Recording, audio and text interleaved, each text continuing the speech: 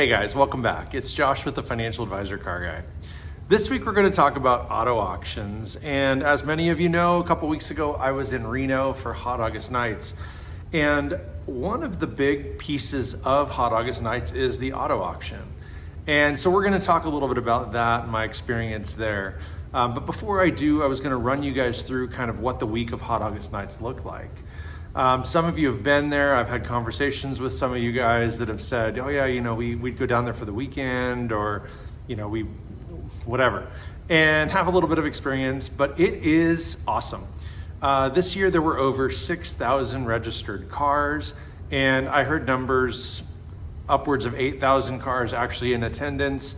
Of course, not everybody who goes registers. Many people just drive their cars and they have them around town for the week. And, you might see them in a parking lot, or you might see them at a restaurant or whatever it is. And they're not really part of the show, but they want to be involved and show off their cars. So kind of the lay of the land is such that Reno is spread out, and there's the town next door is Sparks. And there's casinos throughout that all participate in the festivities. Many of them shut down part of their parking lot, or maybe they've got some vacant property associated with the resort that they'll utilize, for whatever they use it for rest of the year. But basically they close it off, and it becomes an exclusive Hot August Nights parking lot. And so places like the Atlantis and the Pepper Mill and Grand Riviera Resort, these are three bigger ones that all participate. And then there's the whole downtown festivities, where you've got the event center that basically becomes a vendor galore booth. You can walk through, and Summit Racing is based in Sparks, Nevada. So they're the headlining host sponsor for this deal. And you could wander around the room, and there's a guy selling crate engines, and then another company over here selling brakes, and then another guy selling autometer. Maybe there's the autometer gauge guy. The rep is there, and he's got a booth, and I actually talked to that guy for a while because he's got an amazing, beautiful digital display dash for this car. And my speedometer, I think, works for the most part, but really none of my gauges actually work correctly. And so at some point, that's something I need to do. But these new gauges are all plug and play. They're super easy to get working. He walked me through exactly what I would need to do. And it was fascinating. So that was cool. I was able to, essentially figure out the gauge cluster I need for this car if I chose to go with a digital display. And all the readouts are right there on the screen. You can customize it with different colors and different display brightnesses and all the things. And everything's on board. So you don't have to plug in a laptop to configure it. You just configure it right there live. So that was pretty cool. There's other vendors. There's artists that sell, photographs or paintings of cars, or, another guy had a booth that was filled with just pins, little tiny pins that you'd put on your shirt that maybe say Ford or Audi, or maybe it's just the four rings, or maybe it's the Chevy bow tie, or the Lamborghini, the Shield, whatever, all sorts of cool things. And so we spent a while in there, and then you come out of the event center and there's a car cruise, which you guys saw some footage of. There's parked cars all over the place. Downtown they shut the streets for the week, literally, and cars can park there. They leave at night, so the road is empty, but it's blocked off and closed and barricaded. So the whole week we were there, we could walk down, I believe it's Virginia Street or Virginia Avenue, and it's literally closed through downtown. So you can walk right down the middle of the street, right under the Reno sign, which, I know you guys saw in my last video about Hot August Nights. And anyway, it's just an awesome experience all around. So one day they do a swap meet, and so we went to another. It was a Wyndham property. I think it was called the J or the J Resort, something like that. Same thing. They have a huge parking lot, and actually part of it was gravel even, and this giant swap meet. And so I'm wandering through, talking to people, looking at things, and it's a little bit overwhelming because unless you know what you're looking at, it looks like just literal junk on the ground. And so my wife and kids were kind of like, what? why are we here? What are you looking for? And, I wasn't looking for anything in particular. I just thought, there might be a hidden gem somewhere or something that I couldn't live without. And that wasn't the case. I didn't find anything, but you never know. Swap meets are super fun to go look at and experience. And so I did some of that. We did drag races one night. Now, again, I didn't have a car down there to drag, but it's beautiful. They set it up at one of the resorts, and I can't recall which one. It might come to me. But same thing, they shut down the back part of a parking lot and build a strip, a racing strip out of it. And they have an announcer, they've got grandstands, they've got a barricade wall. So, everything is safe and legit. They have beer vendors, they've got food vendors. It was a great time. It was super, super fun. And the whole week, it seemed like there were things to do every day. Now, we were there from Saturday to Saturday, and the show really was like Tuesday to Sunday. So the first couple of days we were there, we just kind of got our lay of the land. We did find things to do, but wasn't so car-centric. I believe it was Monday, we found that there's an automotive museum in Reno, and it was just a few blocks away from our hotel, but it's one of the largest automotive museums in the United States, is what they advertise. Very cool collection. They even had a couple of cars that you could climb into for photo opportunities. And, they have a little gift shop and whatever else. But it was super fun. If you guys remember last summer, I went to the Peterson Automotive Museum, and they had like 500 cars there. This one, I would say, maybe has 150 to 200, but it's very methodical. It goes from like late 1800s or early 1900s all the way through today. And, there's different areas where maybe there's movie cars, maybe there's race cars, maybe there's whatever they are. And they're sort of segregated, but they're all laid out by year. And then there were some interactive, I'll call them displays, but, one was like a racetrack, and they had a big box of Legos, and you could build your little race car, and they had these little pits that you put your car in, and you can race against your family and friends and stuff. And so the four of us did that, and that was super cool.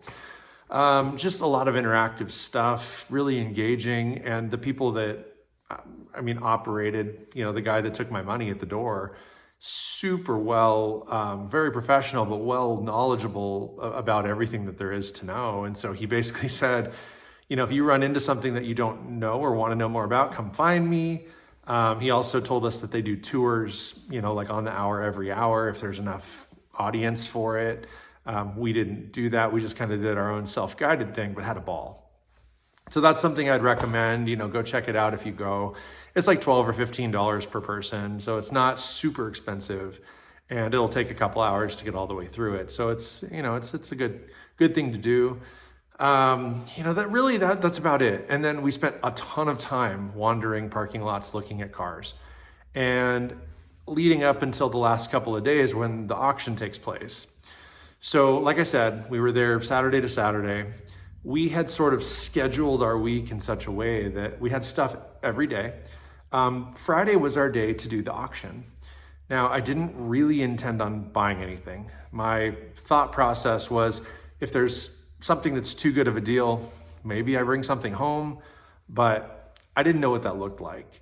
And so the long and short of it is, we get there, we check in, we walk in the doors, and this is like the expo center. This is a huge building. This is their grand, like I don't know what you'd call it, but it's a huge building. It's got to be 100,000 square feet or something. It's just this giant warehouse. It's like acres big inside. And they set it up with cars everywhere, and they're in rows, right? It's very well organized. Every one of them has a parking space, like they tape out with masking or duct tape on the ground, parking spaces, and they number every car. And they have them kind of spread out in such a way that Thursday's auction cars were in one section, then Friday, and then Saturday. And then on the far end, they'd recycle them out. So it became like the cars that sold the day prior were on the end, and that way they have kind of a revolving inventory, so to speak, but all the cars stay out on display. So we get there, right about as the auction's opening. The room's already pretty full. There's people already scouting the cars out and stuff. And, we check in and they hand us this piece of paper and it's got every lot number. And the first couple dozen things are not on here, but they're like memorabilia. It might be a stop sign that lights up or whatever. It could be an artist's rendition of some famous automotive whatever. And, so they do a lot of like gas pumps, vintage gas pumps that have been restored, antique, this, that, and the other, but it's all memorabilia and it's not cars. And so that wasn't really interesting to me. So I was thrilled to learn that was like the first hour. So that stuff was all being auctioned as I'm wandering the aisles looking at all the cars.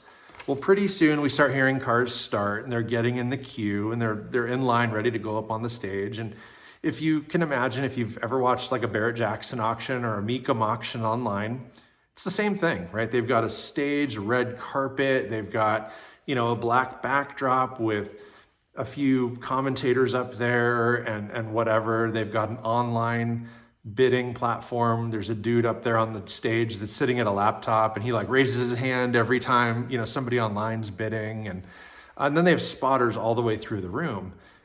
And, so we casually walk in and have a seat and there's 4 of us. So I've got my kids with me and we sort of sit down in kind of the VIP section, but nobody was really there. We just grabbed the last row, the last 4 corner seats. We didn't sit up front. We didn't impose on anybody else's space. We just thought, we'll sit here for a while and watch. Well, after the first maybe 3 or 4 or 5 cars, so I'm like watching through this. None of these are incredible vehicles, but they weren't really selling for very much. And so for example, lot 110, which is strange because it started lot 109. Now that would lead you to believe the first 8 lots were memorabilia. I think there were more than 8 things. So I'm not exactly sure and they're not on this page, but that's besides the point. The first lot here, 109. And lot 110 was a 92 F-150 flare side 4x4 pickup. That thing bid to like $3,100. And about that point, I turned to my wife and I'm like, that's too cheap. I don't even want a 92 F-150, but $3,200 or $3,100 is way too cheap for it. That's kind of weird. So the gavel strikes, and someone cheers. They just bought this truck for $3,100 or $3,200. Well, like 3 vehicles later, we've got a 87 Ford F-150. Now this one, it doesn't say, the first one said flare side pickup 4x4. This one doesn't say anything. It just says 87 Ford F-150. So I don't know if it's 4-wheel drive. I don't know, any of the real details. But what I can tell you is that one sold for about $4,000. And so all of a sudden, I'm like, these cars are selling way cheap. I could take either one of those pickups back to Central Oregon where I live, and I could probably double my money on those. Sell them for $6, $7, $8 grand. That's not unheard of. And they were in fairly good condition. But, we just keep watching and another few auctions go by and, they start auctioning off motorcycles and I'm thinking that's like a $1,200 dirt bike and it goes for like $6 grand. And I'm like, well, that's crazy. So maybe things are starting to cook a little bit. Maybe cars are going to start to go for more. Well, they get out of the motorcycles and the very first auction after that is a 1973 Ford F-100 long bed pickup.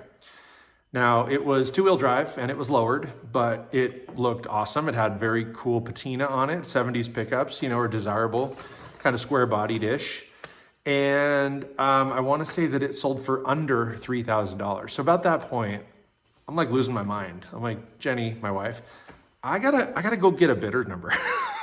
Like, I don't know what I'm gonna do with the vehicle, but if I can get something for not much money, I think there's opportunity. And she's like, yeah, this is really cheap. Like, you probably should. So at that point, my son and I get up and we walk back out to the main entrance. And I go up to the counter where I paid and I show the gal my bracelet and I'm like, hey, I'm already inside, but how do I get a bidder number? And she goes, oh, shoot. Yeah, you go down this hall. They're going to interview you, whatever, credit check. but they'll get you up all fixed up. I'm like, huh, it seems kind of intense, but okay. So sure enough, we walk down this hall and into this room, and there's a line, and there's people sitting in everywhere, and there's one TV on at the front that's the auction happening in real time. So I'm standing in line. Finally, I get up to the counter, and the gal's like, how can I help you? And I'm like, well, the lady outside just told me to come in here and sign up to be, to register to bid. And she goes, okay, did you sign up yet? I'm like, no, that's why I'm here. So she goes, okay, write your name on this piece of paper. Okay. So I write my name on this piece of paper. Literally, there's no lines or anything. I'm just another name that's been scribbled on this piece of paper. She's like, okay, go have a seat over here. We'll call your name. Well, off to the side of this room, there's a black curtain. Actually, there's a black curtain on 3 sides of the room, and on the 4th side is where we walked in. So on the one side, on the right-hand side, we walked up to the front. On the right-hand side are maybe 4 curtains. They're all black, and when they're closed, it looks like one wall, but they all kind of slid open to a little mini cubicle. Okay, so there's like 4 mini cubicles off to the side, and then just chairs fill the area with the TV up front. So I sit down, my son sits down next to me, we're watching the auction, and my wife is like frantically texting me. Now, before I get into that part of it, I'm gonna tell you, I've always wanted an old Ford pickup. I've looked at 30s Fords, I've looked at 40s Fords, I've looked at 50s Fords, I've even looked at the 20s Fords, the old Roadster pickups and stuff like that, and I've always wanted one. And never really found the right one. There were a couple cool ones that I'd seen in the last couple of years, but the timing wasn't right. I'm working on this Eclipse, or I had the Challenger at the time with one of them. It's just the timing has never worked well.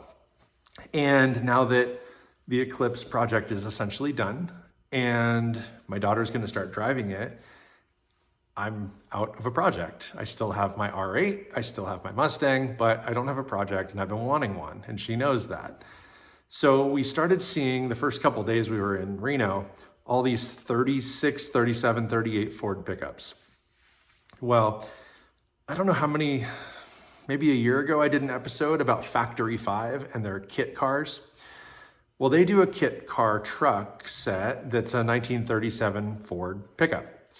And, so I show it to her, and we're looking at them like actual 37 pickups. And I mean, they look great, but if they're not restored, they just look like an old beater, right? So I show her pictures of what a restored one could look like online. I also show her what the kit trucks look like. And I tell her, I'm like, like a kit would be freaking awesome, because then it gives me a project. It's like a box of Legos. They send you all the parts. All you need is the engine, transmission, wheels and tires, and paint. So other than that, I can assemble the entire truck right here in the garage using ordinary tools.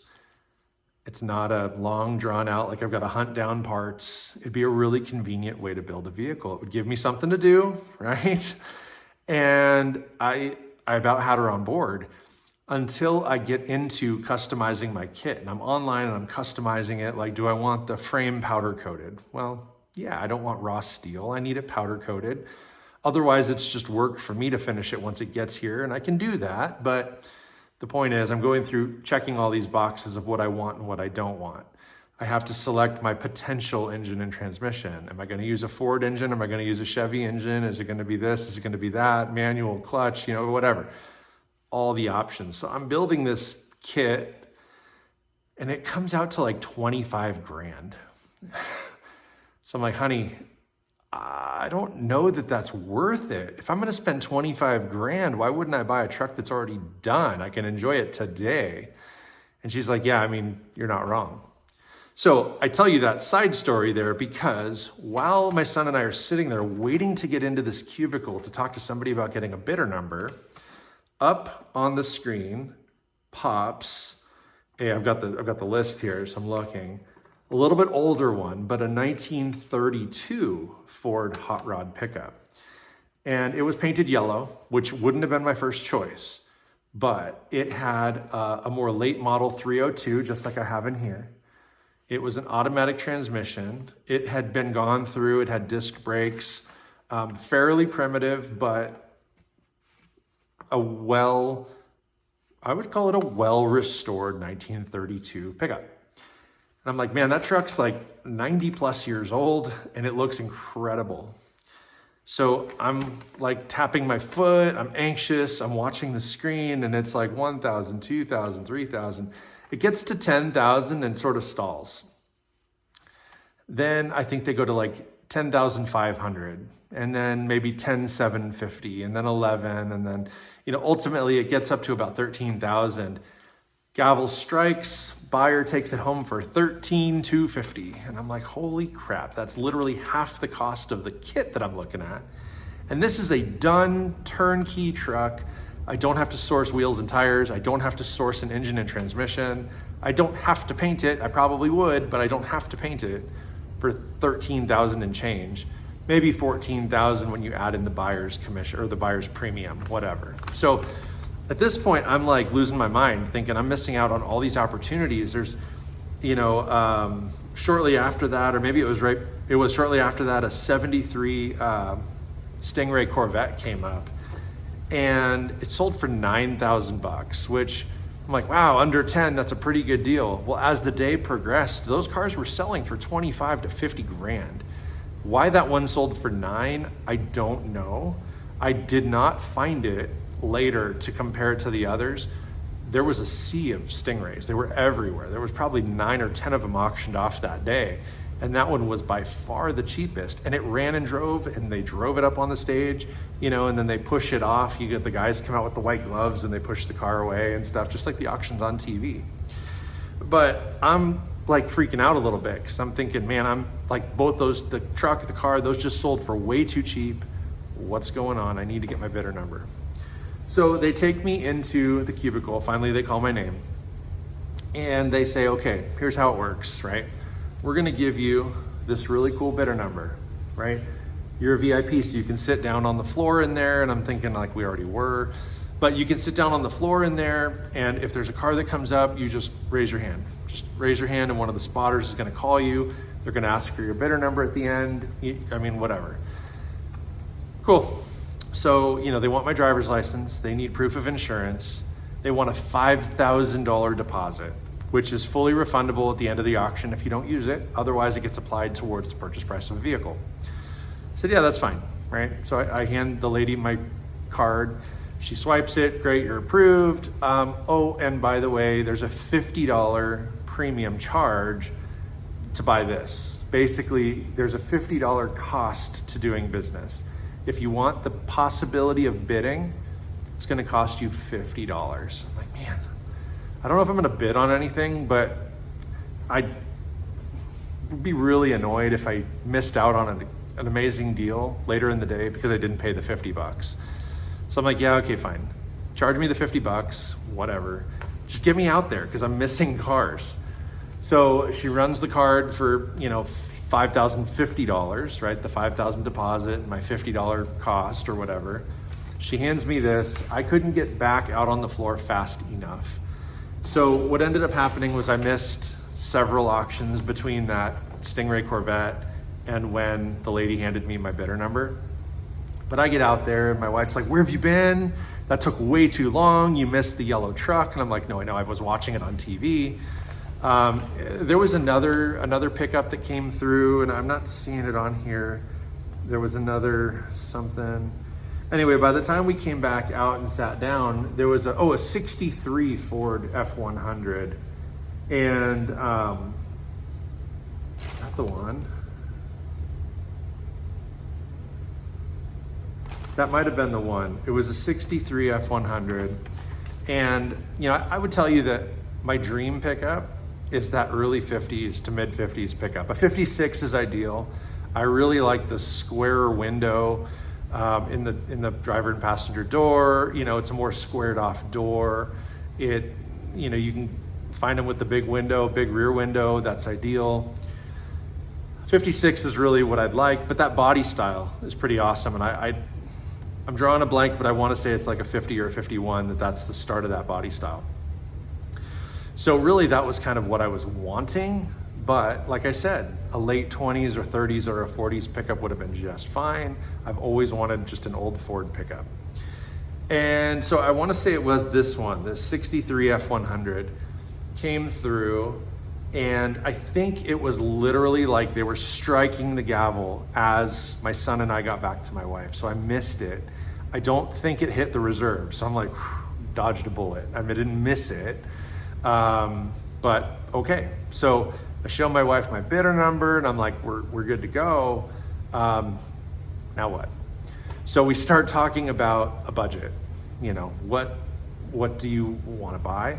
First and foremost, we don't want to just start bidding on stuff because we'll leave with 10 cars. We also don't want to overspend, right? Do your research. Is there something that we can buy here at a deal, or is there something that, you know, you can buy anywhere for less money? Is it worth paying a premium to be at a professional auction, you know, where there are additional fees and there's the excitement and the adrenaline of bidding against somebody else and whatever else? And so I'm like, no. I mean, here's what I think. I think the kit car being 25 grand, plus I have to still provide an engine, a transmission, wheels, tires, and paint. You know, we're looking at 30,000 minimum for a kit truck to be turnkey done, ready to go. And that's assuming I do most all that work myself. I said, I'd feel really good if I could get a truck that's done, ready to be driven and enjoyed, between 20 and 25,000. And my wife says, yeah, I think that's reasonable. So I'm like, okay, cool, man. And so about that point, my heart's like starting to pump. I'm like getting excited. I'm reading through this list thinking, okay, you know, where's the next 50s pickup? You know, now it became real. So I'm sitting there and we're waiting some more. And at this point, I'm getting antsy, and there's no pickups coming up. There's like random Volkswagen Beetles and stuff like that. And so I'm like, you know, I'm like ready to pace around. So I'm going to go look at the cars again. I'm just going to wander around. So I do. I get up, I leave the auction area. We actually lose our seats, which kind of sucked, but my family followed me because same thing. They're kind of antsy and excited and whatever. And so we start looking at the completed auctions. And I'm seeing that Thursday was the day to be there. That first day, stuff was not selling or the bids weren't coming. There were a couple beautiful trucks that didn't meet reserve because they only got bid up to the high teens. They didn't even get bid to 20 grand. And I'm like, man, I wish we'd come Thursday.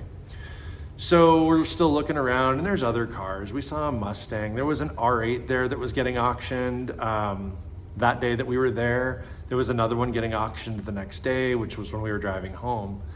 There were a couple of Chevy pickups that were from the 50s that didn't sell. There was one or two that did actually sell, but they were really high teens or low 20s Fords. I think one was a 49, and I want to say one was a 40, maybe a 39, 40, something like that earlier. But they sold for mid to high teens, and I was kicking myself because, you know, what they do, these auction houses, what they do is they'll mix in a few really good, desirable cars, but generally the bulk of the vehicles get better each day. And I would say that works to your advantage to know, because if you go 3 days, yeah, you probably want to stick around for the third day because that's where the money cars are going to be. But day one, people are expecting to wait till day 3 to buy whatever it is that they want. So the first day, stuff doesn't sell or isn't getting bid up the same way it would if it were late in day 2 or early in day 3. So I'm walking through this area of unsold vehicles, and it'll say like reserve not met, bid to 12.5. Now the reserve could have been 50 grand. I don't know what the reserve was, but the fact of the matter is I would have at least liked an opportunity to bid up to whatever I needed to bid it up to, $20,000 or $25,000, because any one of those trucks could be sitting right here instead, right? And I say instead, this isn't going anywhere, so don't read into that too far. But my point is, I could have a truck sitting in the driveway or here in the garage that, you know, maybe didn't sell because somebody was waiting for day 2 or day 3. Now later in day 2, this is still Thursday. After we wander around again for a while, I see a 56, a red 56 pickup. And it's kind of rat rotted, it's super low, and it actually has these exact wheels on it, which I loved. Gunmetal with the polished lip. They were 20s, they were big. And they were under this truck. The truck was dropped and it just looked incredible. It sounded so good. The only thing I would have changed about this truck is the back window. It was just the factory standard window. And I really want a big window. So if I were ever gonna get a truck like that, that'd probably be the modification at the top of my list, is the big back window. But that wouldn't stop me from buying one.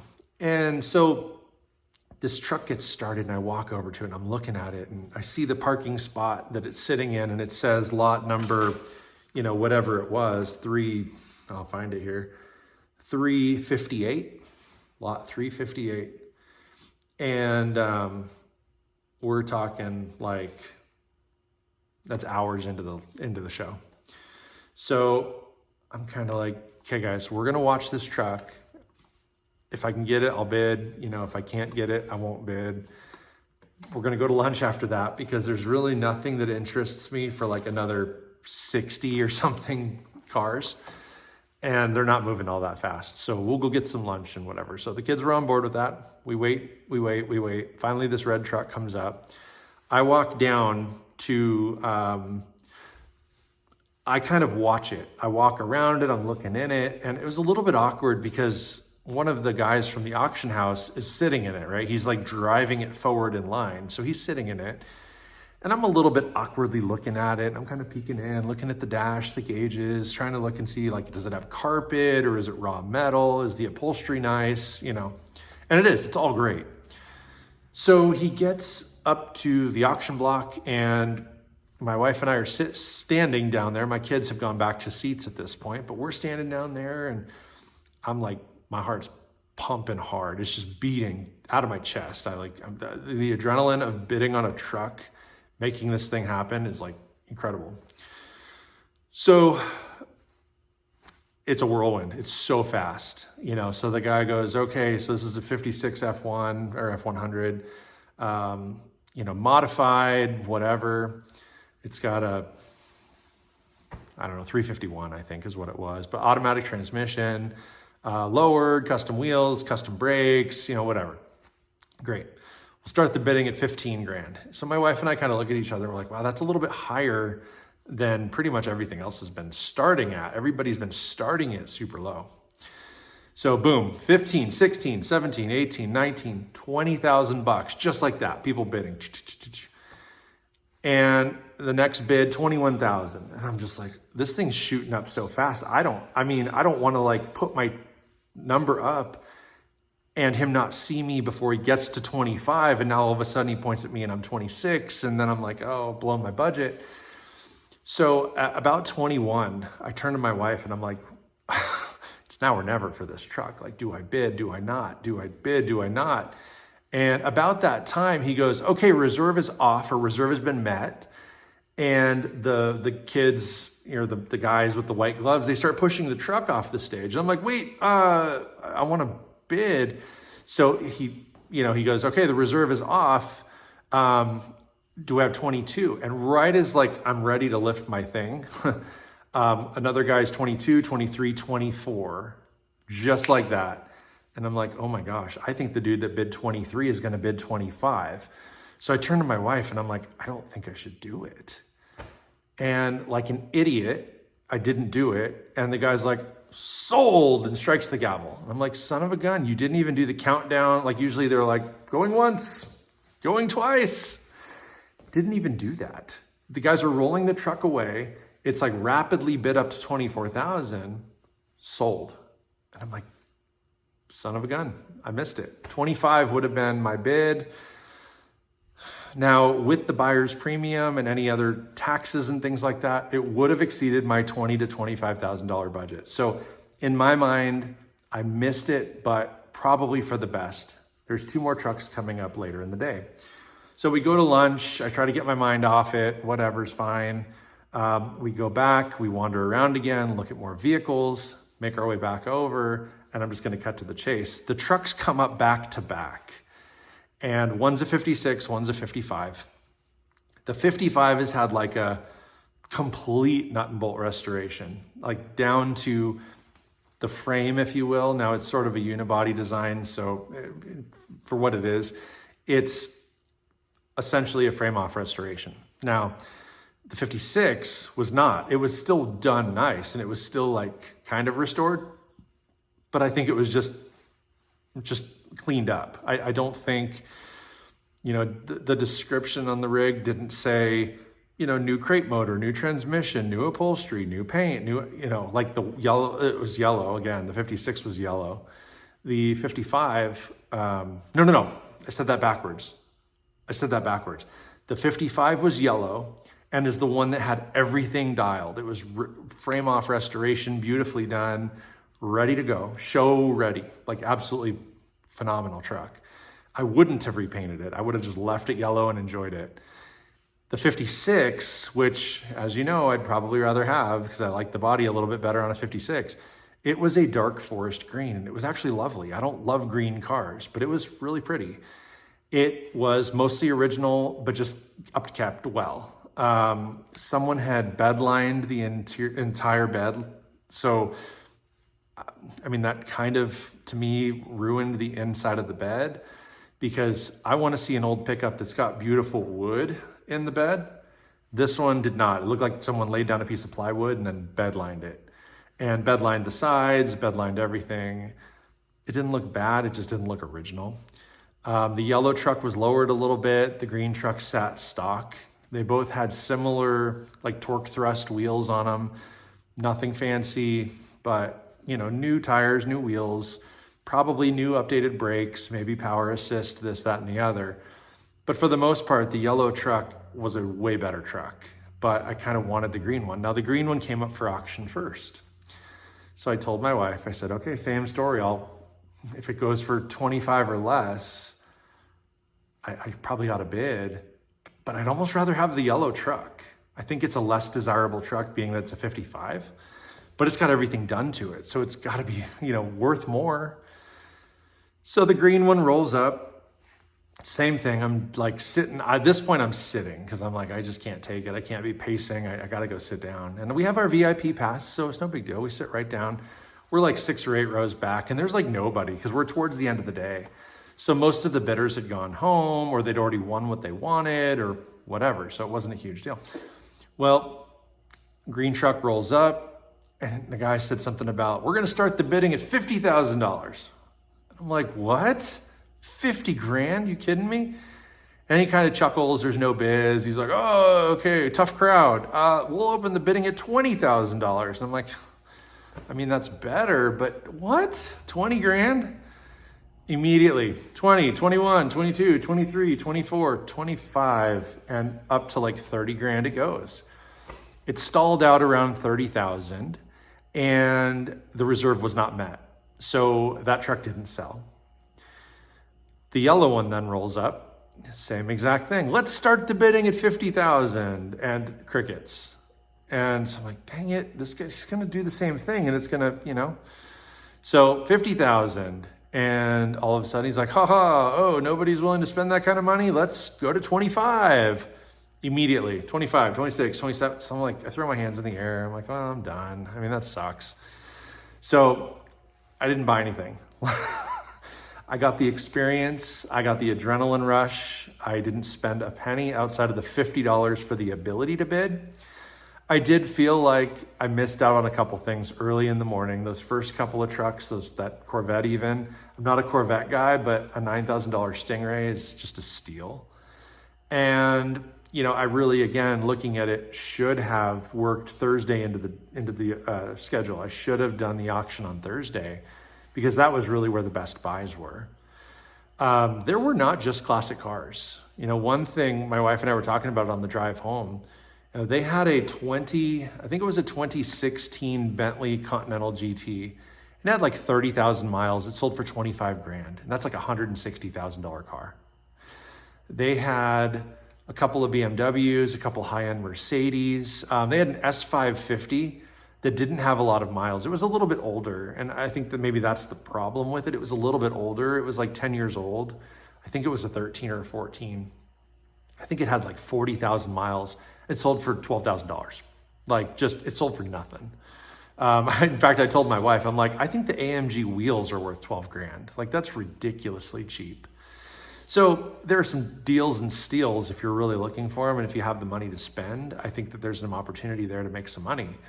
But at the same time, if you go into it with the mindset of, here's my budget and this is what I want, I feel like you're not going to leave disappointed unless like my red truck, I should have bid the 25 and just bought the thing, assuming nobody re-outbid me, because that could have happened too, right? But what it did do was it opened my mind and eyes up to just exploring a little bit deeper around the Northwest for 55, 56 pickups. And they're out there.